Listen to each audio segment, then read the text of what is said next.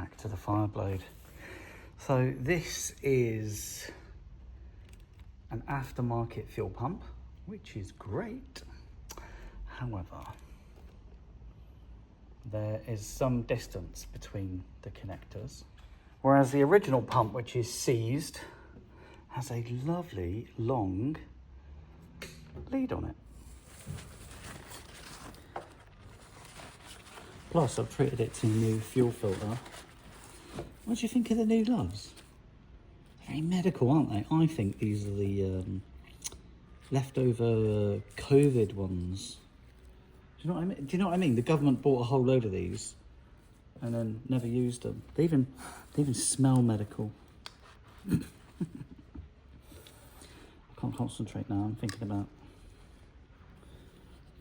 things.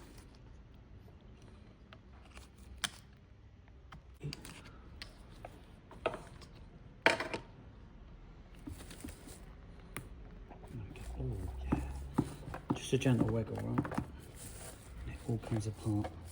It's not puking petrol anywhere. I think that's all evaporated. Let's take it to the workbench. Ah, look. The rubber that goes around the old pump is all kiboshed. I'm going to do like that.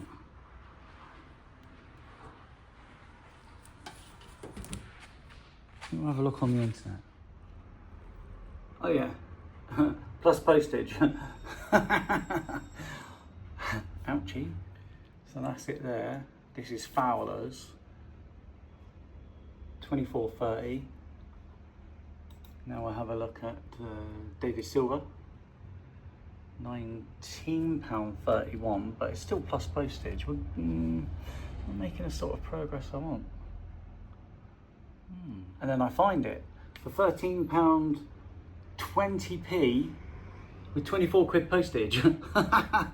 This isn't good.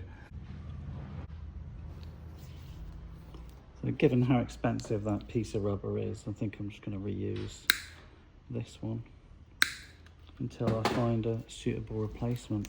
I'm very much aware that this same piece of rubber is available for the Honda Dullville 650 and a few others. So just see how it all comes apart. Maybe I can get a piece of rubber somewhere and use that instead.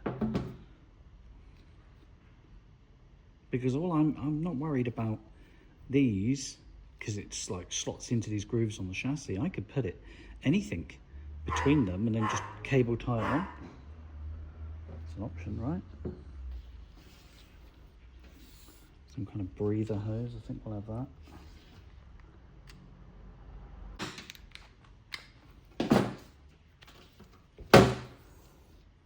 Ooh. Perished. Does it matter?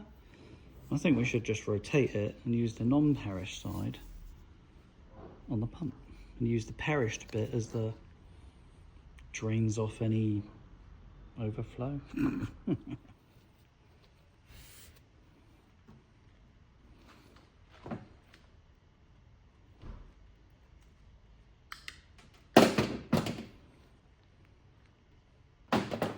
Just cut that nib off.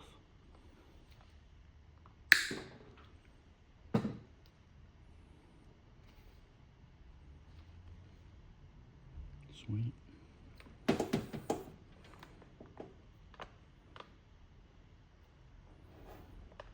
Am I going to use this retaining clip? Why not, eh? Let's push the boat out.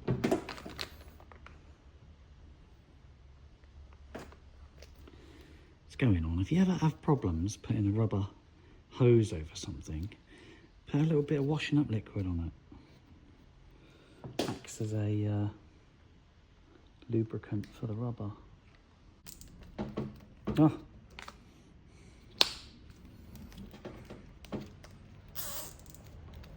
Hell, these gloves are good.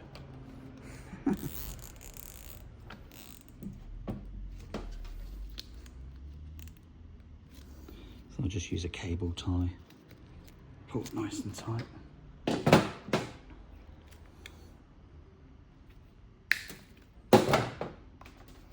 Right, so far so good.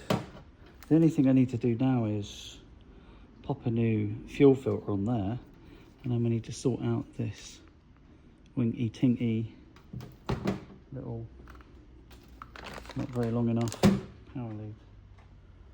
What's it going to do? Oh, fuel filter.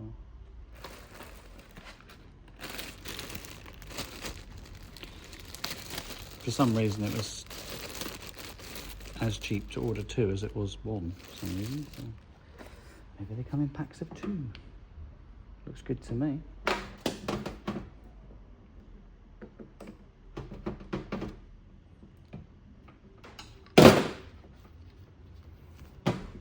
And that's the technique I use, which is, and then use your hands.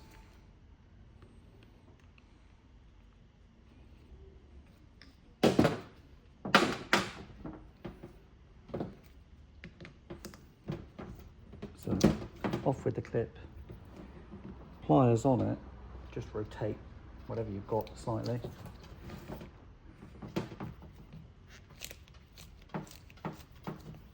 And then you should be able to pull it apart by hand. Oh, fudge. This has got one of those. The A-Team. Delivering sandwiches. There we go.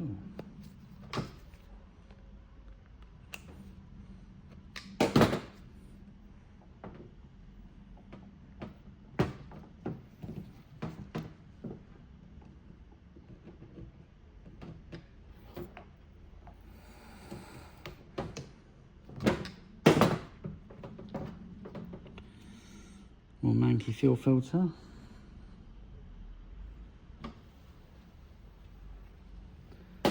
Losing a bit of petrol along the way. I've got my pile of crap.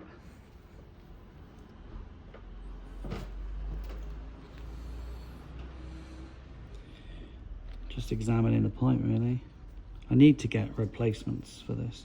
The plan is get the bike up and running and then do a, because I want to ride it.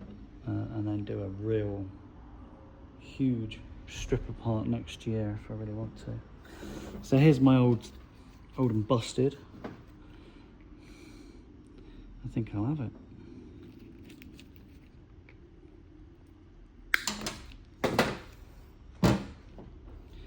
Question is, which is which? Green on the right. This one says positives on the left, so I want green on the right. Positive is black for some reason. Do you see that? According to this, positive is black. Oh no, sorry, positive's got, yeah, on the old one, positive is black. Is that right? Does that, hey? Anyway. So I guess that's the question. On the original wires, I've got a green on the right and a black on the left. And on the aftermarket, it's telling me that the positives on the left never reverse the polarity of the leads. Yes, it's got a... But does that work? I have had the bike running, haven't I? So all I've got to do is copy what I had. Alex, you just love to complicate things. So what I've done is I've split the outer sheath just so we can get to the wires. YouTube. Let's just strip them back a little.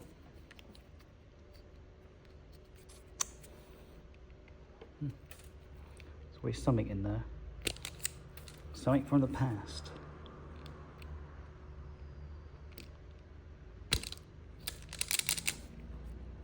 Let's make sure it's not jammed up. And do the same to the pump.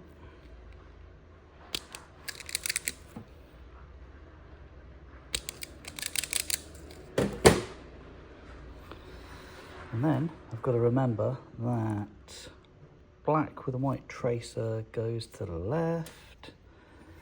And on this one, that would be black. So black with a white tracer goes to black, and then all black goes to green. You're going to tell me in the comments section I've got it wrong, aren't you? If only you could communicate with me in real time. So sorry, black on the left, which is here.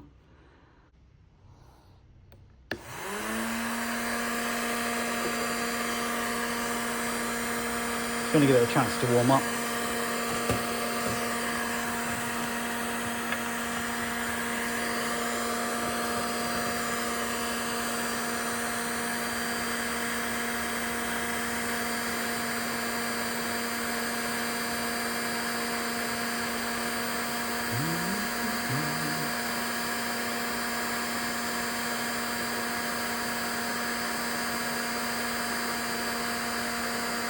Solder's melting, so that's why I'm bringing it further away.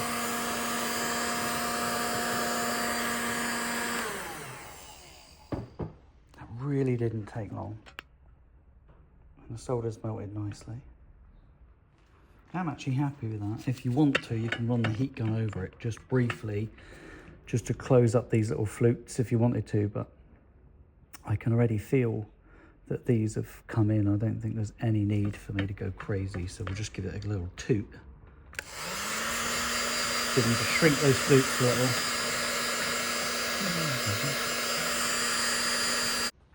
I mean, this method isn't to everybody's taste, but it is cheap and it is effective.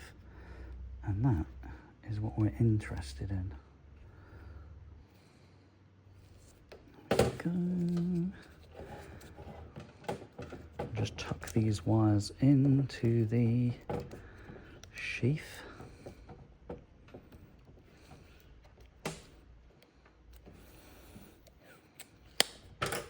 Don't know about any of you, but when it comes to insulating tape, I like to cut it off rather than pull it apart, and it just goes together so much better. As far as insulating tape goes, I'm not going to run down the entire sheath, just one end, just close it up. Probably a bit too much tape there. It's absolutely pointless me going all the way down it. It's only a small split, unless you really want me to do it. Do you want me to do it? All right.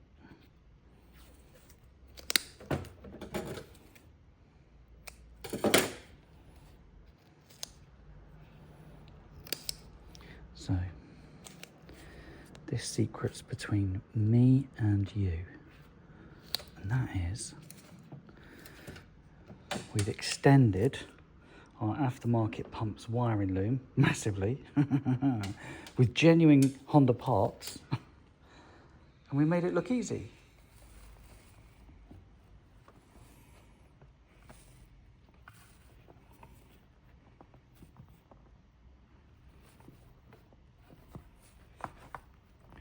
Just trying to decide which way around the pump should go.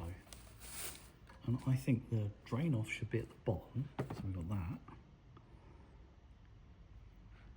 I think I can unclip that and make it rotate. Oh, that was a bit easy.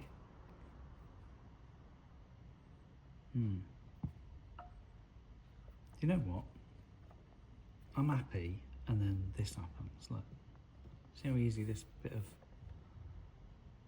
I'm gonna go and just check if I've got any replacement. Look at it, it's kind of rock hard.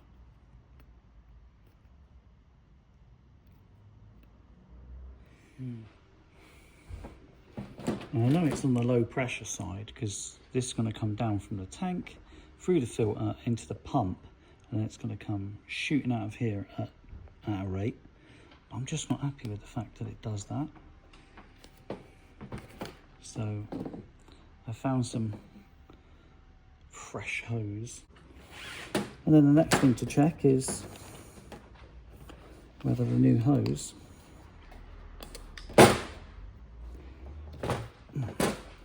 will go over the fuel filter easily. Do you know what? I think that's such a tight fit. Yeah, I think because of its reinforcement, that is not going to work. So, got my vernier out just in case, and then I'll take some internal measurements. 9.6. This is well, there you go. 6.3. So about 3 mil out. I'm not going to measure that end because it's wrecked. Time for a toolbox talk on fuel hoses, because I'm now having to wait for mine to be arrived. And interesting, there's different types. This is what I had in inventory. So you can see it's reinforced with cotton in there. And this is what came off of the Honda, and there's no reinforcement. This is about as old as the bike is, from the early 90s. But what it does have, because it's Honda, of course, it has the, specifications on it. So it says it's a DIN 73379 type B, which in this case is a cotton overbraided fuel hose. And the DIN specification is that it's a fuel hose for automotive use, and that's suitable for unleaded fuel. The rest of it is dimensions. So you see this 10 part here, that's referring to the inner dimension, and then the 15 is referring to the outer dimension with the cotton braid. Now this hose is deformed, so it doesn't matter what I do with a multimeter, I'm going to get all sorts of weird readings off of it, because as you can see it's not particularly brilliant, and it's quite brittle now. It's rock solid and not as flexible and pliable as a younger fuel hose might be. So there you go. If you are looking for a replacement piece of fuel hose for your motorcycle or car or vehicle, you can see the DIN rating, and then you can see the specifications. So this one's inner, that one's outer. You could go order yourself like 1 or 2 meters of it and then cut it down to shape. Some of the hoses are pre-bent, so you can see here, pre-curved. Whereas this one isn't really. It's just going to come up and go to the fuel tank. That's how it's going to sit. And now you know something about fuel hoses. Thank you for watching.